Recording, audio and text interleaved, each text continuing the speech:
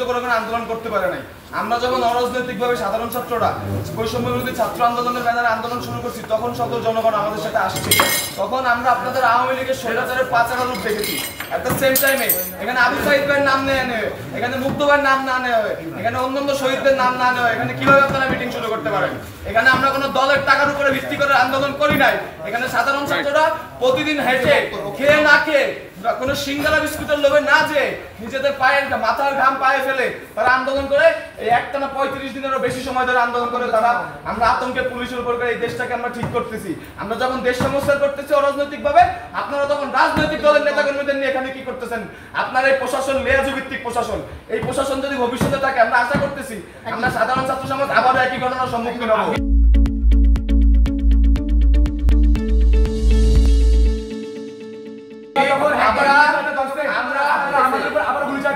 আজকে আগের দিন আপনারা লীগের হয়ে গুলি চালাচ্ছেন, এর পরবর্তীতে আপনারা আপনাদের জুনিয়র অফিসাররা কেন স্বতন্ত্র কমিশন চায়? তারা কেন বলছে যে আপনারা আমাদেরকে স্বাধীন করুন? কারণ তারা জানে আবার যখন নতুন রাজনৈতিক দল আসবে, আপনারা সেই নতুন রাজনৈতিক দল যদি চাপে পড়ে তাহলে আপনারা আবার আমাদের বুকে গুলি চালাবেন। আপনারা যে গুলি চালাবেন না, এর গ্যারান্টি কি আমাদের দিবেন? কোনো ছাত্রের উপরে, কোনো জনতার উপরে, নিরাপদ জনতার উপরে, কোনো মিছিলের উপরে যে গুলি চলবে না, মিছিল মিটিং যে স্বাধীনভাবে হবে, এর কোনো গ্যারান্টি আছে? একটা দল মাত্র রক্ত শুকাইতে পারেনি, তার ভিতরে আপনারা সমাবেশ শুরু করছে, আপনারা তাদের সাথে বসা শুরু করে দিচ্ছেন কেন? এইগুলো কেন? আপনারা জবাব দিয়ে আপনাদের এই খুলনার অনেক প্রশাসন দেখছি, সেদিনকে আওয়ামী লীগের আমাদের যখন জোর করে তুলে নিয়ে যাওয়া হয়েছে, আওয়ামী লীগের অনেক আতিপাতি নেতারা আপনাদের আশপাশে ঘুরছে, আপনারা কোনো প্রতিবাদ করতে পারেন নাই। যেহেতু আপনি পুলিশ কমিশনারের সেদিনকে কোনো প্রতিবাদ করতে পারেন নাই সন্ত্রাসীদের বিরুদ্ধে, আমরা চাই না এই খুলনা কমিশনারের এই আপনার মতো পুলিশ কমিশনার আমরা খুলনায় চাই না। শুধু আপনি না, ওই দিনকে উপস্থিত সকল প্রশাসনিক কর্মকর্তাকে বদল করতে হবে। ওই দিনকে উপস্থিত সকল প্রশাসনিক কর্মকর্তাকে হয় বদলি করতে হবে, নয় তাদের বহিষ্কার করতে হবে। আমরা কোনো লেয়াজু ভিত্তিক প্রশাসন চাই না। আমরা চাই ছাত্র জনতা মিলে একটা সুন্দর প্রশাসন হবে। সেই ছাত্র জনতা যে সরকারকে আনবে সুষ্ঠু উপায়ে, সেই সরকার ক্ষমতা আসবে। এখন আমরা ডক্টর মোহাম্মদ ইউনূসের নেতৃত্বে বাংলাদেশ পরিচালনা করব। এখানে কোনো রাজনৈতিক দলের জন্য আমরা কোনো সুযোগ দেই না।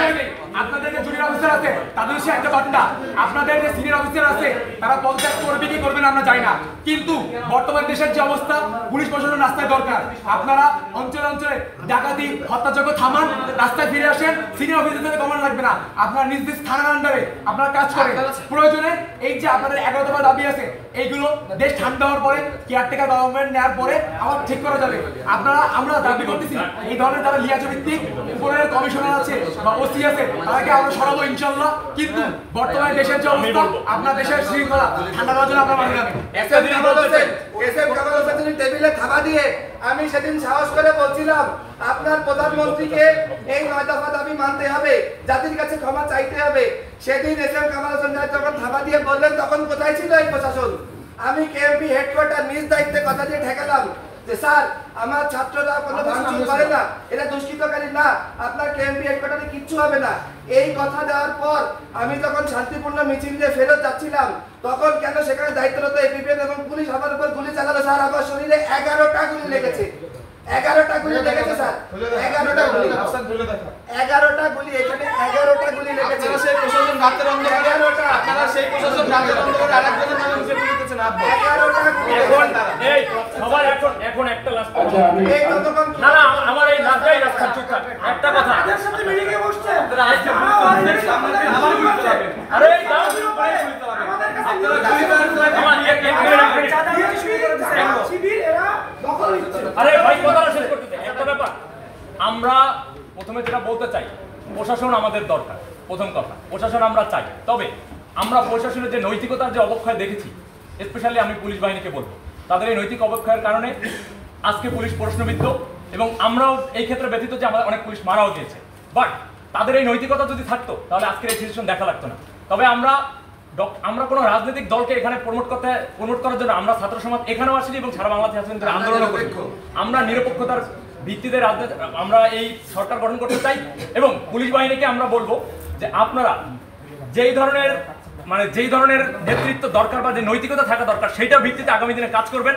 আমরা অবশ্যই প্রশাসনকে চাই, প্রশাসনকে আমরা তো কোনোভাবেই ধিক্কার বা ঘৃণা জানাতে লেয়াজু ভিত্তিক প্রশাসনকে ধিক্কার জানাই। অ্যাট দ্য সেম টাইম আমরা চাই যে প্রশাসনিক কয়েকজন কর্মকর্তার জন্য যে পুরো ডিপার্টমেন্টকে বরখাস্ত করতে হবে বা ডিপার্টমেন্টকে আমরা নিন্দা জানাবো সেটা না।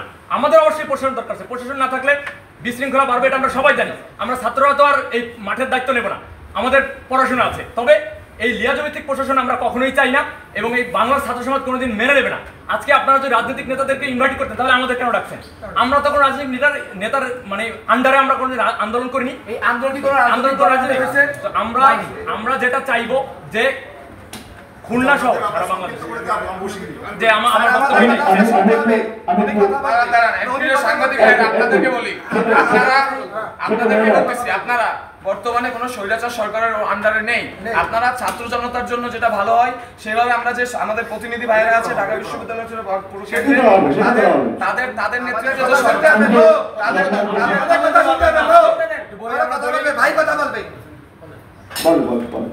তাদের নেতৃত্বে আজকে রাত 8টায় যে শপথ বাক্য পাঠ করবে ডক্টর মোহাম্মদ ইউনূস, আপনারা তাকে সাপোর্ট দিবেন এবং আপনারা ছাত্র জনতাকে সর্বোচ্চ সহযোগিতা করবেন সাংবাদিকদের। এবং এখানে আজকে আমাদের ছাত্র প্রতিনিধিদের কাছ থেকে যতগুলো বক্তব্য এসেছে কোনো বক্তব্য না কেটে পুরোটা বক্তব্য আপনারা প্রচার করবেন। এটা বাক স্বাধীনতা, বাংলাদেশে আবার আমরা ফেরত আনছি, এই বাক স্বাধীনতা চিরকাল থাকবে। কেউ কথা বলা থেকে চুপ থাকতে পারবে না। আমরা আবার কথা বলবো, আমরা আবার অন্যায়ের বিরুদ্ধে প্রতিবাদ করবো। যদি কোনো রাজনৈতিক দল এরকম কোন এজেন্ডার নামে আমরা ছাত্র জনতা আবার নামবো। আমরা লাশের মিছিল ছাড়বো না। কিন্তু আমরা বলি আমাদের দেশে আর কোন ধরনের কোন ঘুষ, দুর্নীতি, লিয়াজু, সিন্ডিকেট, বাজার সিন্ডিকেট, ওষুধ সিন্ডিকেট, ছাত্র সিন্ডিকেট, মাদক, অরাজকতা, গুন্ডামি, চাঁদাবাজি, নৈরাজ্য, সন্ত্রাস কিচ্ছু থাকবে না, কিচ্ছু থাকবে না। মিডিয়া কর্মী ভাইদের উদ্দেশ্যে মিডিয়া কর্মীদের উদ্দেশ্যে বলতে চাই যে ভাই, আপনারা যারা আমাদের সাথে ছিলেন এই আন্দোলনের শুরু থেকে, এবং আমি মিডিয়া কর্মীর অনেকের সাথে কথা হয়েছে, তারাও এতদিন বাকস্বাধীনতা প্রকাশ করতে পারেন নাই। তবে আজকে থেকে না, আন্দোলন যেদিন থেকে সরকার পতন হচ্ছে সেদিন থেকে আপনারা এই স্বাধীনতা প্রকাশ করছেন, আগামী দিনেও করবেন। আপনারাও না হলে পরিশ্রমিত হবেন জাতির কাছে, শিক্ষার্থীবৃন্দ যে সমাজ তাদের কাছেও।